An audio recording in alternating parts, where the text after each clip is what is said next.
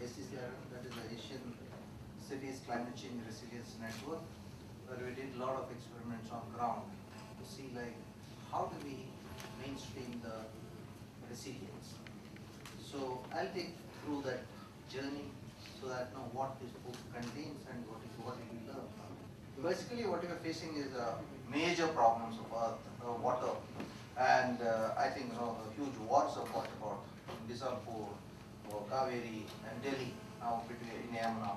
And this problem is going to grow because you are having huge point demands of the cities. The right side, you see the picture of India and how far each city has to get the water from. Bombay has to get it from somewhere south of Surat. Delhi has to get all the way to some part of the Himalayas is taken off. And same way, even Calcutta will be facing the problems. And as a side, now we are also having the problem of the quality, water quality, which is a major issue in Dwarka, where people living in the, even the overhead tanks, they are actually decaying. The stainless steel, what the tanks are decaying. Okay, and there is going to be 1,000 mini wars over water between the cities and cities, between cities and states, between cities and hinterlands. One of the best examples which you see is the mess which Delhi is creating actually goes all the way to Agra, and water production is one of the highest rates of water production in the whole India is Agra, sitting next to the Yamuna. The scarcities, wastage and disasters, we have been able to coexist. One side, in the rainy season, if you see Delhi, when it gets 550 millimeters of rain, the traffic jams and floods, and I remember the Archini crossing where it's always getting, like it gets 3 feet of water. Okay, only 62% of households have access to treated water as of 2011 in urban India. 72% have water toilets, but only 32% have got the piped sewers. It's after 67 years of independence. We better think about it. And it's really expensive to be poor.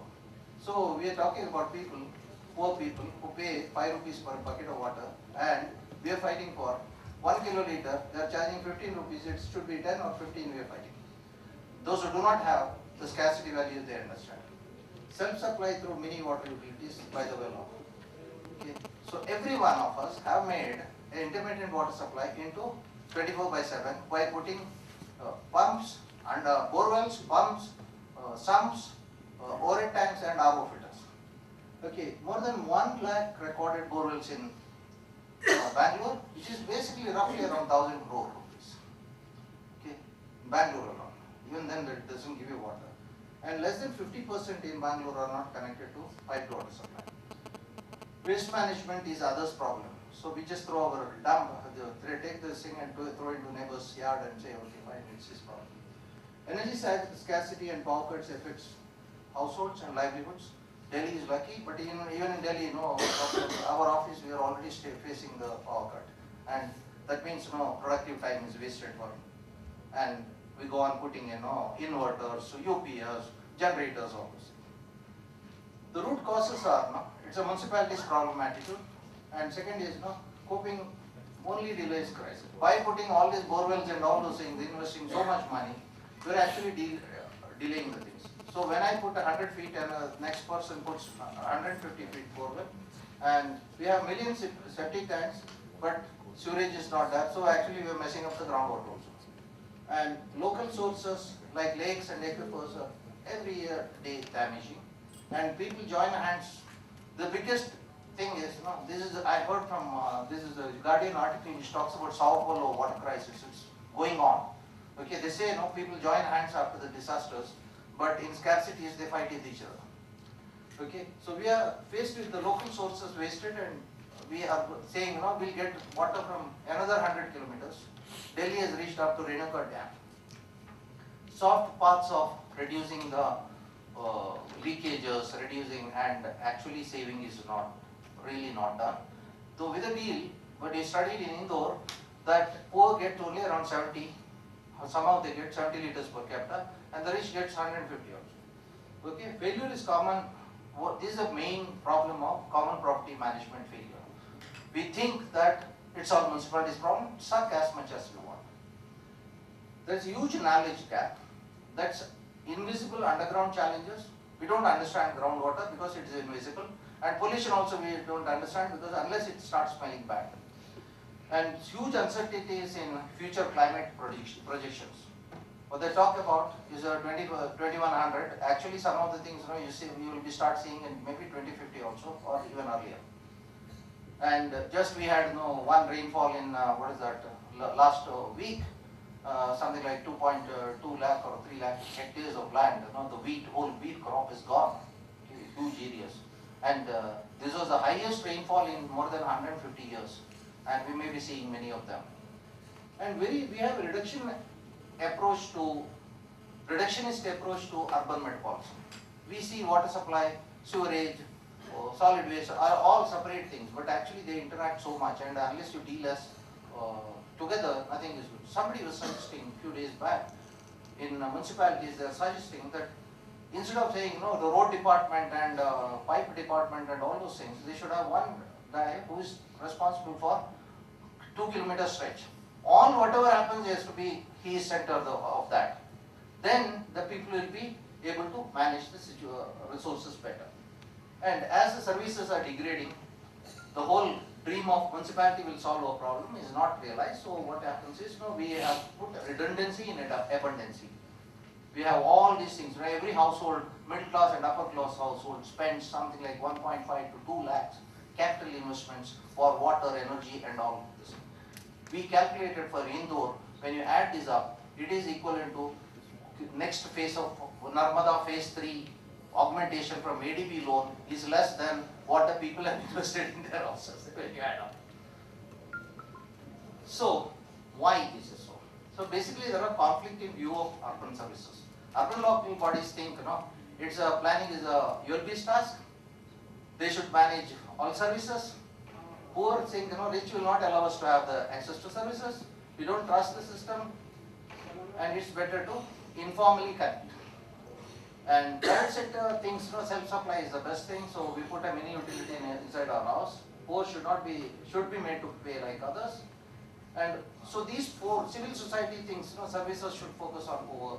They also think participatory management should be done. But that's where we stand. This is the book.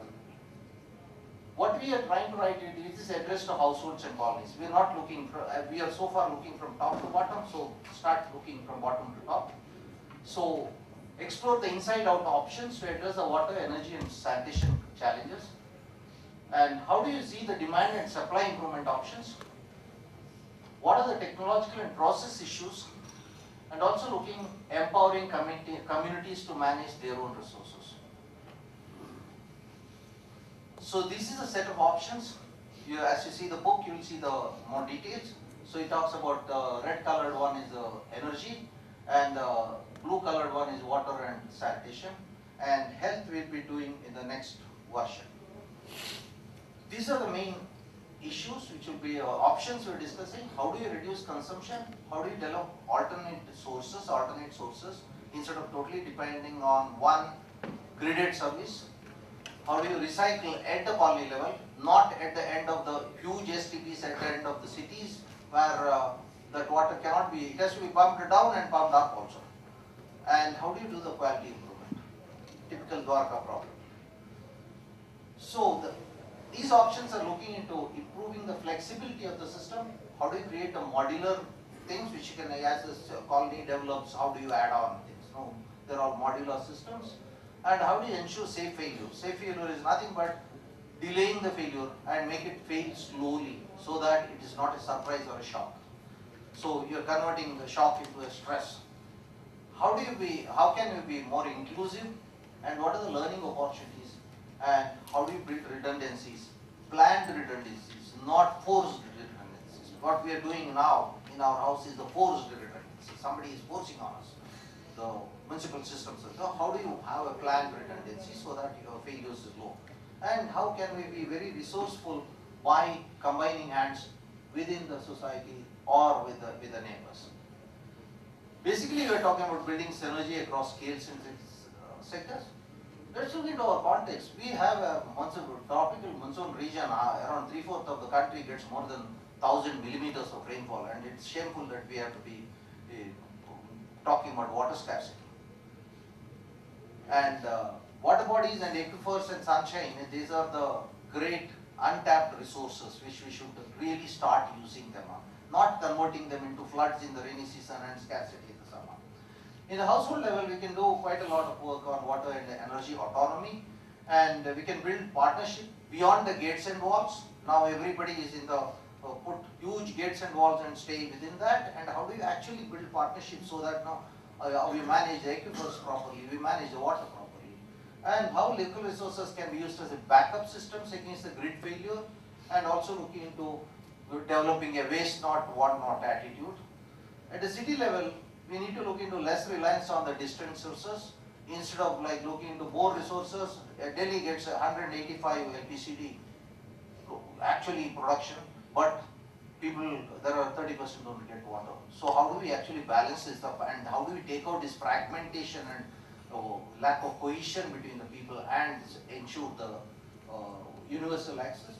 How do you do the decentralized recycling and local reuse? And we also look into, we need to think about ULB as a bulk supplier monitoring and regulation body, not looking into each household or giving. And we just worked out that a city, a Delhi sort of city, requires 2 million meters, water meters. So if you're doing it to bulk supplies, it can come down to around 20,000 meters. You actually can manage the whole system. So that means that many numbers of, you can reduce a huge number of this thing, and 2 million meters, just reading it up, just think about it, it's just not possible. And 1/3 of the meters have to be calibrated every year. So it's a huge task. So actually, we have to start disowning and saying, colonies' life is, they have to manage their life. So how do you do it? Actually, we did many experiments. I'm just putting 2 experiments. One is lake rejuvenation. How do you restore a very spoiled, stinky lake back? And also, how do you set up clean water for the poor? So it's a RO system, which is basically providing water to the whole thing. It's not managed by us, it's managed by the community. So we need to conserve local resources. We have to formalize many of our coping mechanisms, and we have to reconnect community to resources. We lost the connection between Yamuna and us. So how do you reconnect? You see the whole connection between that water and other things. And real estate, last 2 decades, the biggest change that has happened is, earlier they were selling plots, now they're selling colonies, and they're selling the whole, these things. That means colony level management is possible. Quite a lot of technologies which whole miniaturization has made us use those technologies much better. And conservation is profitable. Real estate prices go up. If the lake by the side of your house is beautiful, the value will go up. If it is bad, like Delhi or what is it, Hyderabad lake, morning you get a very stinky smell, the property values go down. And attenuation of waterlogging, and so many of the problems of floods and this thing we can actually reduce, and we can ensure the universal lifeline services without increasing the capacity. So we need to change from the hierarchical planning, which is basically master plans, etc., which do not work actually on ground, and to more clumsy solutions which benefits many people. And we need to look into smart household and to smart colonies that can build up smarter cities, not other way around. So in the 21st century, we have following options. The one is they have to be more inclusive to function. It is not, the subsidies are not inclusive because 30% do not get water at all, so they don't get subsidies. But innovations can be, as the whole lot of RO and plastic pipes and things that are made, things which is affordable. And we need to be attractive to, it need to be, all options need to be attractive to poor, civil society, ULBs and private sector. And subsidiarity is the key to future. As I was talking, we should, the municipalities should say, okay, at the colony level we stop. After that it's your life, you manage. Fight it out or whatever thing is that you manage. So that's where we have to stop. And colony level single point energy consumption is, energy connections are already happening in Haryana and Punjab, and water they're already happening in Bhopal. All Narmada connections they give it to colony, they don't give it to individuals. And rural water supply is based on the single point connection to the panchayat. They have overhead tanks, they stop that. Then it's a problem of the panchayat. Why not in urban areas? So we need to formalize the coping systems. That means, we need to empower communities to manage local resources, and we need to enable, we create enabling environment to micro enterprises so that we can create 1 million higher. Delhi, I think, something like 5 lakh to 1 million green jobs can be created, which is just upgradation of the people who are coming from the rural areas with the skills in green agriculture. So how do you make him a green manager or green manager of the city? I dream a city with the 50% green cover, including your roofs and the walls. So the primary aim of this book is to better quality of life through improving the comfort, convenience and resource security to a common man. The benefit for the poor is there will be more green jobs, better health, higher disability adjusted life years, better education for their children who is now spending half the time in getting water, higher house value and a better living environment. For urban local bodies, they should sell it as a carbon saving and associated benefits. Less need for augmentation, there is no need of going to farther and farther places, and less government and more governance, and smarter cities and less emergencies. That's truly smarter cities. Civil society will get a better environment and higher social cohesion and action opportunities. And private sector, they can see the scope for innovation. One of the greatest innovations in this service sector is two innovations. One is a mobile phone and RO. If these two things were not there, the life would have been very, very difficult. We would not have been where we are today. Dwarka, every house has got RO, so that's why they are able to live with that water with the 1200 or 1500 ppm of dissolved solids. Micro enterprises opportunities and better quality of life. This is what we are looking for. And let's start a journey. And this old R.K. Lakshman's cartoon. And the challenges will keep growing, but we'll also find exploring new solutions.